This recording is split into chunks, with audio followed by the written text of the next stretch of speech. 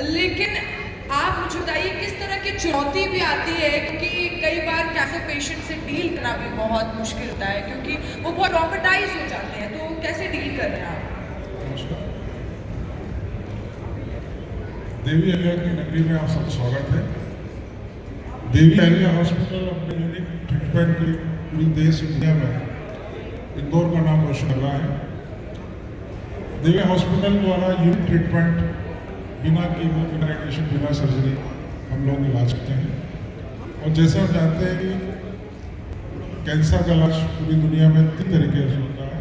जब cancer diagnose होता है तो उसकी सर्जरी की जाती है, कीमोथेरेपी की जाती है, रेडिएशन की जाती है। इसके बाद मेटास्टेटिक स्टेज में कैंसर होता है, दोबारा पेशेंट कीमो या रेडिएशन की स्थिति में नहीं होता है, पेशेंट को पेन में होता है। उस समय देवलिया हॉस्पिटल में मरीज आते हैं और हम मरीजों का इलाज बिना कीमो, बिना रेडिएशन, हम लोग हर्बल ट्रीटमेंट है, इलेक्ट्रोहोमियोपैथी, उसके द्वारा हम ट्रीटमेंट करते हैं।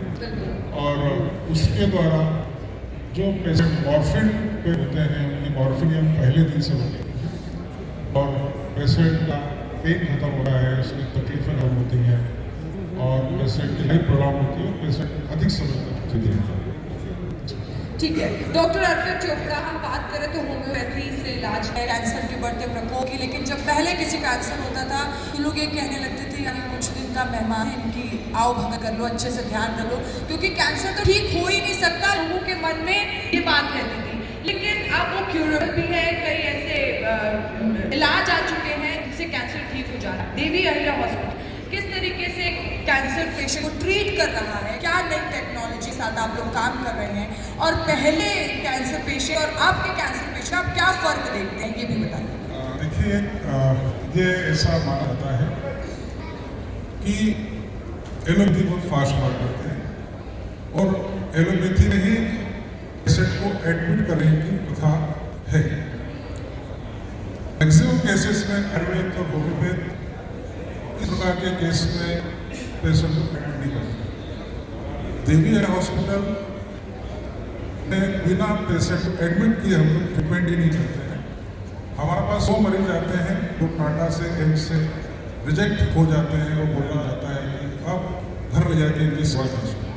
उस समय पेशेंट वो पेन में होता है, मॉर्फिन पे उनको डाल दिया जाता है, पेशेंट को ब्लीडिंग हो रहा है, नेक्रोसिस हो रहा है, बहुत दर्द हो रहा है। उस पेनफुल कंडीशन में पेशेंट हमारे पास आते हैं, उन पेशेंट को 7 दिन अपने यहाँ एडमिट रखते हैं। वहाँ पर हम 3 बार उनकी थेरेपी करते हैं, एक्सटर्नल एप्लीकेशन मेडिसिन का होता है और हमारे वो 7 चक्रास होते हैं, उन चक्रों के अंदर मेडिसिन को हम एक्सटर्नल एप्लीकेशन करते हैं। उस कारण से वहाँ पे उनका एनर्जी सप्लाई बढ़ता है, ब्लड का सप्लाई बढ़ता है, एनर्जी सर्कुलेशन बढ़ता है और नर्व्स फिर से एक्टिवेट होते हैं और कैंसर सेल्स जानते हैं कि हाइपोक्सिया होते हैं, ऑक्सीजन खाने पड़ते हैं, आसपास के सेल से वो ऑक्सीजन लेते हैं और इसी कारण से पेन होता है। हमारी मेडिसिन जो है वो हर्बल मेडिसिन है, इलेक्ट्रोपैथी मेडिसिन है। एक तो 15 एक जरूरी सवाल पूछना चाह रही हूँ आपसे, एक जरूरी सवाल है और मैं चाहती हूँ कि आप लोग प्लीज अटेंशन इधर ध्यान दीजिए, जो हर कोने में है, इधर कोने में है, बीच में कहीं पे भी कोई भी बैठा है, इस सवाल का जवाब सुनिए, क्योंकि मैं सर से एक बहुत इंपॉर्टेंट कुछ पूछने जा रही हूँ। सबसे बड़ी बात कि हमको पता ही नहीं होता कि कैंसर होता क्यों है। मैं 5 कारण आपसे जानना चाहूंगी कि कैंसर होता क्यों, क्योंकि आजकल कोई एज लिमिट नहीं रह गई, छोटे से बच्चे भी कैंसर हो गया, किसी को भी कैंसर हो गया, कौन सा कैंसर हो गया, मतलब हम कभी कभी ऐसे देखते हैं कि अच्छा इसमें भी कैंसर होता है, ये भी कैंसर होता है। तो कई रिसर्च भी कहते हैं कि कोई उम्र सीमा नहीं है और साथ ही संख्या मरीजों की बढ़ते जा रही है कैंसर में, तो ये होता कि 5 कारण आपसे जानना चाहूंगी और हर कोई सुनिएगा ध्यान से सर की बात। देखिए, कैंसर होने के बहुत सारे नॉन फैक्टर है। नॉन फैक्टर हम जानते हैं कि हम तंबाकू खाते हैं, गुटखा खाते हैं, सिगरेट पीते हैं, उसके पाउच में लिखा होता है कि सिगरेट पीना, तंबाकू खाना स्वास्थ्य के लिए हानिकारक है, कैंसर होता है।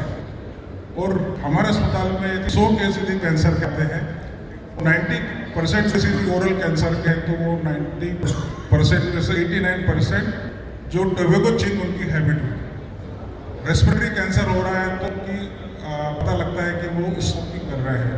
तो एक तो नॉन फैक्टर है कि तंबाकू है, लीकर है, जो बहुत ज़्यादा वाइन पीते हैं उसको लीवर कैंसर होता है।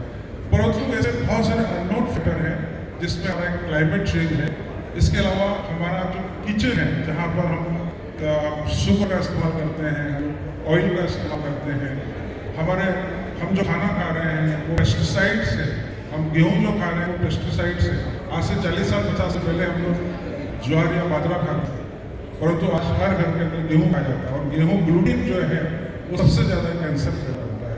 तो हमारी जो वेजिटेबल्स हैं, हमारे जो फूड हम जो ले रहे हैं, सब में पेस्टिसाइड्स हैं। तो पेस्टिसाइड ही सबसे बड़ा कैंसर का कारण है।